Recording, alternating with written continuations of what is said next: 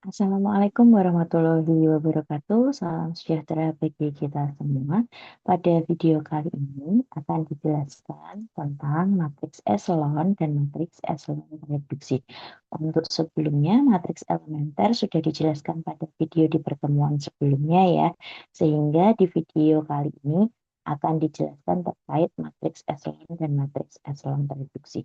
Sebelum menjelaskan terkait matriks eselon dan matriks eselon reduksi, saya ingin mereview beberapa hal terlebih dahulu, terutama untuk tata cara presensi asinkronus pertemuan 3 kali. Dari awal sudah dijelaskan terkait matriks di link video yang lain. Kemudian untuk pertemuan 3 asinkronus ini intinya akan menjelaskan terkait 3 materi, yaitu ada tentang matriks, operasi matriks dan sifat-sifatnya, matriks elementer, dan matriks inverse. Seperti itu. Untuk selanjutnya, definisi sudah dijelaskan ya pada link video sebelumnya. Begitu juga dengan penjelasan baris dan kolom. Kemudian untuk materi PDF-nya dapat di-download di OneDrive yang sudah diberikan. Ketika pertemuan pertama ada barcode-nya ya, silakan bisa di-download di situ atau di Google Classroom atau di grup WA. Untuk matriks khusus dimulai dari matriks bujur sangkar, silahkan nanti dilihat videonya sudah dijelaskan di sana. Begitu juga dengan matriks diagonal, segitiga atas dan segitiga bawah beserta matriks identitas. Selanjutnya ada penjelasannya bisa dilihat di video YouTube atau berikut atau link yang sudah diberikan. Kemudian di sini saya ingin menambah satu definisi lagi sebelum saya lanjutkan ke materi matriks eselon dan eselon reduksi, yaitu ada yang disebut dengan matriks nol. Untuk matriks nol sendiri, jadi matriks khusus selain yang sudah diajarkan, ada yang dinamakan dengan matriks nol. Nah, untuk matriks nol itu sendiri, definisinya adalah sebagai berikut. Matriks nol itu matriks berukuran bisa M kali N. Untuk ukuran matriks sudah dijelaskan ya. Atau boleh juga misalkan kalau M-nya sama dengan N, berarti N kali N juga bisa. Syaratnya yang semua elemen-elemennya atau entry-entry-nya bernilai 0. Nah, jika menemui matriks berukuran M kali N yang semua elemen-elemennya bernilai 0, maka matriks tersebut disebut matriks 0. Dan dinotasikan dengan 0 atau O, seperti itu ya. Kalau misalkan matriksnya dalam ukuran yang banyak atau besar, itu berarti nulisnya 0, 0, dan seterusnya sampai nanti kolom terakhirnya 0, kemudian berikutnya 0 sampai terakhir barisnya 0. Gini ya. Ini juga sampai 0, ini juga sampai 0, dan seterusnya sampai 0 terus. Nah, ini yang disebut dengan matriks 0. Kemudian kalau misalkan dengan baris baris tertentu atau kolom tertentu, misalkan matriks O atau 0, ukurannya 2 kali 3, berarti ingat ya, yang depan ini baris, yang belakang adalah kolom. Berarti barisnya 2, begini, kolomnya ada 3, 1, 1, 2, 3. Ini adalah matriks 0 dengan ukuran 2 kali 3, seperti itu. Selanjutnya untuk matriks khusus, ini juga sudah dijelaskan pada video yang sudah diberikan untuk kesamaan dua matriks juga. Nah, ini ada link YouTube-nya ya. Misalkan link YouTube-nya menghendaki menggunakan link di grup WA juga bisa, sama saja. Kemudian ada operasi matriks yang terdiri dari penjumlahan matriks. Kemudian ada perkalian matriks dan sifat-sifatnya. Untuk selanjutnya, silahkan. Ini ada contoh 1, contoh 2 seperti itu. Apabila contohnya nanti sudah dijelaskan di video, maka tidak perlu dikerjakan kembali. Tetapi jika ada contoh yang belum dikerjakan di video, silahkan dikerjakan sebagai latihan dan nilai keaktifan. Nanti untuk presensinya, peraturannya adalah dengan mengerjakan semua latihan yang belum dijelaskan dalam video. baik video pertama sampai video terakhir, plus ada beberapa latihan soal di Google Classroom yang harus dikerjakan. Silahkan kerjakan semua latihan yang belum dijelaskan dalam video dan kerjakan semua latihan yang ada di Google Classroom yang diberikan untuk pertemuan ketiga dalam bentuk asinkronus tersebut sebagai bentuk presensi pertemuan ketiga. Selanjutnya, sebelum memasuki ke materi berikutnya, kita beralih dari matriks dan sifat-sifatnya, kemudian ada yang disebut dengan transpose. Transpose ini juga sudah diberikan di link video yang sudah diberikan seperti itu, atau link video sebelumnya. Nah, kita masuk ke pokok pembahasan mengenai matriks echelon dan matriks echelon tereduksinya. Dalam video ini, untuk semua materinya sudah dijelaskan dalam link yang terpisah, sehingga yang kurang hanya matriks echelon dan matriks echelon tereduksi. Jadi, matriks itu ada 3 tipe atau 3 circle ya. Yang pertama ada matriks echelon, ada matriks echelon tereduksi, dan matriks elementer. Untuk matriks elementernya sudah dijelaskan di pertemuan sebelumnya, sehingga pada pertemuan ini cukup matriks echelon dan echelon tereduksi saja. Untuk definisinya, seperti halnya dengan operasi baris elementer, untuk matriks echelon dan echelon tereduksi sendiri pun itu juga punya definisi, seperti juga halnya dengan Gauss dan Gauss-Jordan. Jadi definisi ini yang harus dipatuhi. Yang pertama terkait matriks echelon, kalau matriks echelon itu adalah matriks yang memenuhi 3 sifat berikut. Apa saja? Ini ketiga sifat ini harus hafal ya, karena kalau tanpa menghafal takutnya nanti salah paham mengenai matriks-matriks echelon dan echelon tereduksinya. Untuk sifat yang pertama, ada pada baris yang memuat unsur tak nol yang terletak paling kiri adalah 1. Ingat ya, kalau ada baris yang memuat unsur tak nol, maka unsur tak nol yang paling kiri wajib sama dengan 1. Jika itu terpenuhi, kita lanjut ke sifat kedua. Jika tidak terpenuhi, berarti stop, kesimpulannya bukan matriks echelon.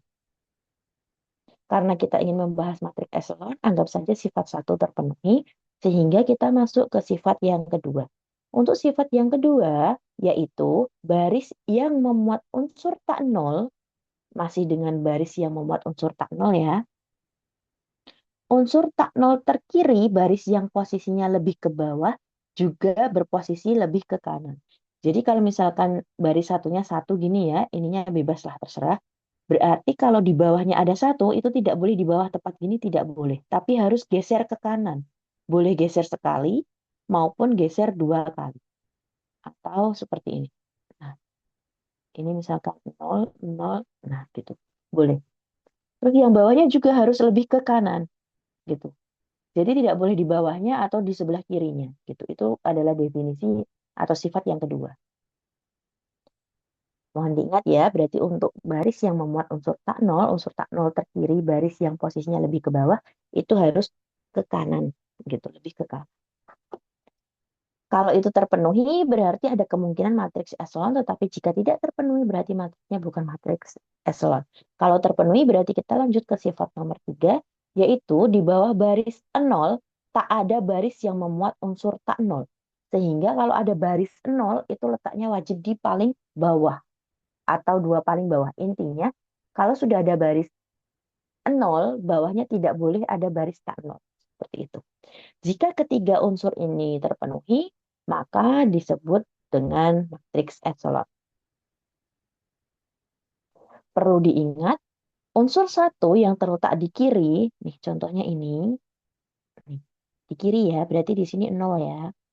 Nah, unsur 1 yang terletak terkiri pada satu baris, itu nanti disebut unsur 1 utama. Gitu. Silakan dicermati dan diingat. Selanjutnya, bagaimana dengan matriks echelon tereduksi? Matriks echelon tereduksi definisinya sama seperti matriks echelon, tetapi terdapat satu sifat tambahan, yaitu pada kolom yang memuat unsur 1 utama pada suatu baris, tak ada unsur tak nol di atas unsur 1 utama itu. Intinya, kalau misalkan pada kolom itu memuat unsur 1 utama pada suatu baris, berarti di atasnya atau dilihat kolomnya ya, di atas angka 1 utama itu tak ada unsur tak nolnya di atas. Untuk lebih jelasnya, mari kita lihat contoh sebagai berikut. Contoh satu. Nih, maksudnya elemen satu utama itu adalah yang paling sebelah kiri. Jadi di sini ada ya, paling kiri kan? Terus ini juga paling kiri kan? Sisanya 0, ini juga paling kiri. Nah, ini adalah elemen satu utama. Kita lihat sifat yang pertama. Sifat yang pertama tadi silahkan nanti dilihat ya definisinya. Sementara saya bacakan saja. Sifat yang pertama adalah pada baris yang memuat unsur tak nol. Ini berarti unsur tak nol. Ini tak nol juga. Ini juga tak nol. Tetapi yang paling bawah karena nol semua berarti ini nol. Sampai sini paham ya. Kalau misalkan ada kendala atau masih bingung, silahkan boleh ditanyakan di grup WA-nya. Nah, jika sudah pada baris yang memuat unsur tak nol, berarti baris 1, 2, dan 3, unsur tak nol yang terletak paling kiri adalah 1. Udah ya, ini paling kiri. Ini juga paling kiri, ini juga paling kiri. Kenapa bukan nol? Ingat, unsur paling kiri tak nol, berarti nolnya dicuekin. Yang paling kiri harus 1, berarti sifat satunya terpenuhi. Kita lanjut ke sifat kedua. Untuk baris yang memuat unsur tak nol, berarti baris 1, 2, dan 3 ya. Kita lihat terkiri baris yang posisinya lebih ke bawah itu harus berposisi lebih ke kanan. Contohnya ini. Nah, ke kanan kan ya? Nih, sudah ke kanan, ini juga ke kanan. Berarti sifat 2 juga terpenuhi. Kita lihat di sini ada unsur baris 0 ya, yaitu baris keempat. Di bawah baris 0 ini tak ada baris yang memuat unsur tak nol. Di bawah baris ini stop ya, tidak ada apa-apa, berarti sifat ketiga juga terpenuhi. Sehingga contoh satu ini termasuk matriks eselon. Kita lihat apakah termasuk matriks eselon tereduksi. Tambahan sifatnya adalah pada kolom, berarti kita fokus ke kolom 1, 2, 3, 4. Kolom ya, sekarang bukan baris. Nah, pada kolom yang memuat unsur satu utama, berarti ada kolom 1, kolom 2, dan kolom 1, kolom 3, dan kolom 4. Kolom 2 tidak, karena kolom 2 tidak memuat unsur satu utama. Yang memuat unsur satu utama hanya kolom 1, kolom 3, dan kolom 4. Kita lihat pada kolom yang memuat unsur satu utama pada suatu baris, tak ada unsur tak nol di atasnya. Tak ada unsur tak nol di atasnya. Ini unsurnya tak nol ya, ternyata ada. Ini juga bukan nol. Ini juga bukan nol. Sehingga sifat keempat tidak terpenuhi.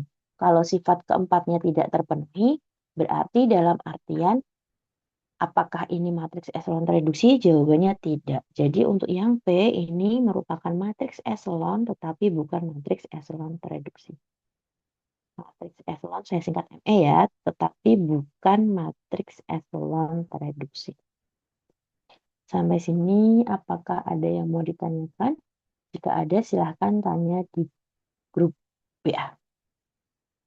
Selanjutnya kita bahas untuk yang sifat kedua. Sifat kedua ini kita ulangi lagi satu-satu ya dari sifat pertama. Pada baris yang memuat unsur tak nol. Ada nggak baris yang memuat unsur tak nol? Nggak ada ya. Sehingga sifat satunya dicuekin. Bukan berarti salah atau tidak. Tetapi karena di sini unsurnya nol semua, tak ada baris yang tak nol, berarti yang satu dicuekin saja. Bukan berarti tidak berlaku seperti itu. Yang kedua, untuk baris yang memuat unsur tak nol lagi, berarti dicuekin ya karena semuanya nol. Kemudian yang tiga, di bawah baris nol tak ada baris yang memuat unsur tak nol nih. Ini di bawah baris nol, nah, nggak ada ya yang tak nol, sehingga dianggapnya ketiga sifat ini terpenuhi. Nah, kalau terpenuhi, berarti dia matriks eselon. Bagaimana dengan sifat keempat? Karena di sini tidak ada unsur satu utama, berarti sifat empatnya juga dicuekin ya. Karena itu untuk yang ada satu utama. Jadi kalau ada matriks 0 berukuran 4 kali 4, ini termasuk matriks eselon dan termasuk juga matriks eselon tereduksi. Gitu. Kita lanjut ke matriks identitas yang T. Untuk matriks identitas yang T, kita coba sifat satu dulu. Sifat satunya berarti pada baris yang memuat unsur tak nol.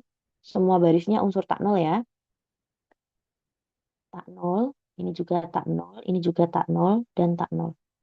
Nah, kita lihat yang terletak paling kiri itu angkanya 1. 0 dicuekin, nah 1 kan? Berarti sifat 1 terpenuhi.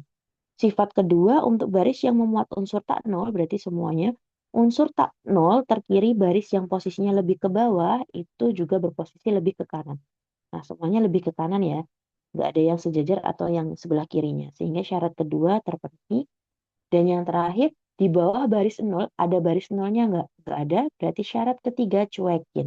Dianggapnya terpenuhi saja. Gitu. Berarti otomatis ini termasuk matriks echelon. Bagaimana dengan echelon tereduksi? Kita lihat untuk unsur satu utamanya, kita lihat kolomnya ya. Kolom 1, ini kolom 2, kolom 3, kolom 4, ada semua unsur satu utama. Tak ada unsur tak nol. Berarti ini sudah nol semua, ini sudah nol semua, ini juga nol semua. Tak ada unsur tak nol itu berarti atasnya harus nol semua, sehingga syarat 4 terpenuhi. Kalau syarat 4 terpenuhi, berarti matriks echelon tereduksi. Untuk contoh yang terakhir, kita kembali ke sifat 1, yaitu pada baris yang memuat unsur tak nol, berarti cuma ada 2 baris ya. Ini tak nol, ini tak nol, dan yang kedua ini adalah nol. Seperti itu. Untuk baris yang memuat unsur tak nol, unsur yang paling kirinya, kita lihat yang nol cuekin apakah angka 1, jawabannya iya, sehingga sifat 1 terpenuhi. Yang kedua berarti untuk baris yang memuat unsur tak nol, ada 2 ya, kemudian terkiri baris yang posisinya lebih ke bawah juga berposisi lebih ke kanan. Sudah ya, berarti sifat 2-nya terpenuhi. Kemudian untuk baris 0 ada 2, di bawahnya ini tidak ada yang tak nol. Karena tidak ada yang tak nol alias nol semua, berarti sifat ketiga terpenuhi. Berarti matriks ini merupakan matriks echelon. Bagaimana dengan sifat yang matriks echelon tereduksi? Kita lihat bagian kolomnya yang ada matriks unsur satuan berarti cuma kolom 1 dan kolom 3. Atasnya tidak ada ya, kolom 1 berarti aman, kolom 3 atasnya 0 bukan tak nol. Sehingga ini juga aman dalam artian sifat 4 terpenuhi sehingga matriks U merupakan matriks echelon tereduksi. Seperti ini. Untuk lebih lengkapnya, kalau misalkan mau diringkas menggunakan tabel, dapat dilihat sebagai berikut. Nih, ada matriksnya PSTU, sifat 1, sifat 2, sifat 3, matriks echelon tidak. Kalau 1, 2, 3-nya terpenuhi berarti echelon. Kalau misalkan ketambahan sifat 4 terpenuhi berarti jadi echelon tereduksi. Seperti itu. Sampai di sini apakah ada yang mau ditanyakan? Jika ditanyakan jangan sungkan-sungkan ya. Silahkan tanya saja di grup WA-nya.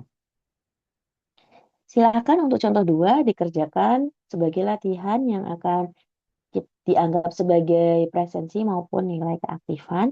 Begitu juga dengan contoh ketiga, silahkan dikerjakan. Dan selanjutnya kita masuk ke materi matriks inverse-nya. Untuk materi matriks inverse-nya itu teorinya sudah dibahas ya. Kemudian nanti di sana mungkin ada sedikit pencarian determinan yang determinannya itu seperti ketika SMA dan belum dijelaskan akan dijelaskan di pertemuan sebelumnya, tapi coba kita pakai atau ingat kembali ya cara mencari determinannya sebelum kita jelaskan di pertemuan selanjutnya. Kalau sudah, ini sudah dijelaskan juga sesuai dengan link video. Setelah link video ini, silahkan dikerjakan mana yang belum dikerjakan dan mana yang sudah dikerjakan seperti itu. Nah, selain dengan menggunakan rumus tadi, inverse matrix itu bisa juga menggunakan dengan OBE loh. Jadi OBE-nya harus sudah matang atau mantap. Silakan dilihat saja pada link video yang sudah disediakan, mana yang sudah dikerjakan, mana yang belum, sesuai dengan video itu. Kalau misalkan sudah ya Alhamdulillah, kalau belum silahkan dikerjakannya. Demikian yang dapat disampaikan terkait matriks echelon tereduksi beserta review dan tata cara presensi di pertemuan asinkronus ketiga ini. Eh, Kebalik ya, pertemuan ketiga yang secara asinkronus seperti itu.